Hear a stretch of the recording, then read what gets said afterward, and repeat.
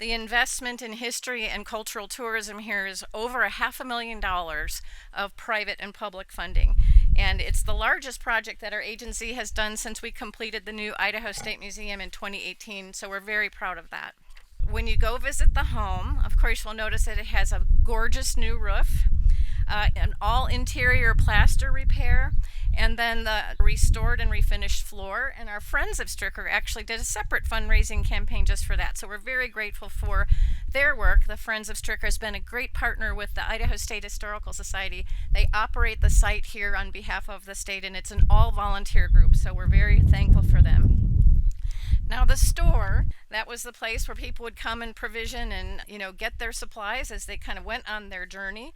That has also been afforded a new roof and all new chinking in the logs and new exhibits on the inside, and it is a really great piece of the history here on the site. Now, some of my favorite, did never imagine that wet and dry cellars might be my favorite because they're not terribly sexy when you see them on a plan. But you've got to go in because that whole section of the landscape, it had a chain link fence around it because over time the sod roofs had kind of collapsed and they were very dangerous, and so they really had to be restored. We couldn't just sort of rehabilitate them and use new materials that wouldn't be within the context of the history of the site. They're fabulous, and when you go in them, you're almost transported to a different place. So as you can imagine, we do get a lot of school tours, but we also get a lot of travelers on the Oregon Trail.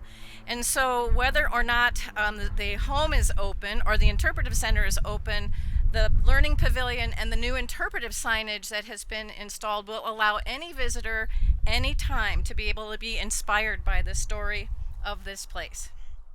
It's just really nice to be here and to see that we're here to bring together the history of this area, the history of Idaho, and the things that it represents. And right now, unity is what we learn from it.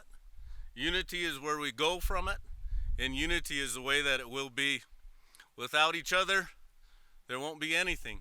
The times have changed. Times have gotten difficult. We all seen a little bit of that, and we're starting to rise up out of it, which is great. That way we have some sort of prosperity to look forward to.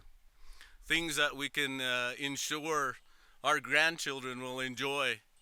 So I really appreciate the time that a lot of the folks here today, a lot of our history folks have put together to ensure that we have that for us so that we can learn from it, so that we can grow from it. It's very important. It is really important for the younger generations and particularly for the new people that come into this state to understand kind of where we came from, what the pioneers did, the incredible sacrifices. You go to the Willamette Valley and it was pretty easy pickings. That was not the case here when people had to grub out a half an acre of sagebrush a day and do all that hard work to make even a fraction of a living. And I always say people in Idaho, because of our past, because of our culture, always work just a little harder and maybe are a little more creative than a lot of other places because of even today, there's areas in this country where there's abundant water and resources and ports and other resources that we don't have here in Idaho. But Idaho has continued to be a place where big ideas happen, where hard work is a way of life, and where we appreciate the past. So to everybody that works to preserve that past, to talk about that culture, I'm here representing the rest of the people of the state of Idaho, saying thank you for what you've done in the past, and as I said, what you'll do in the future. Thank you very much.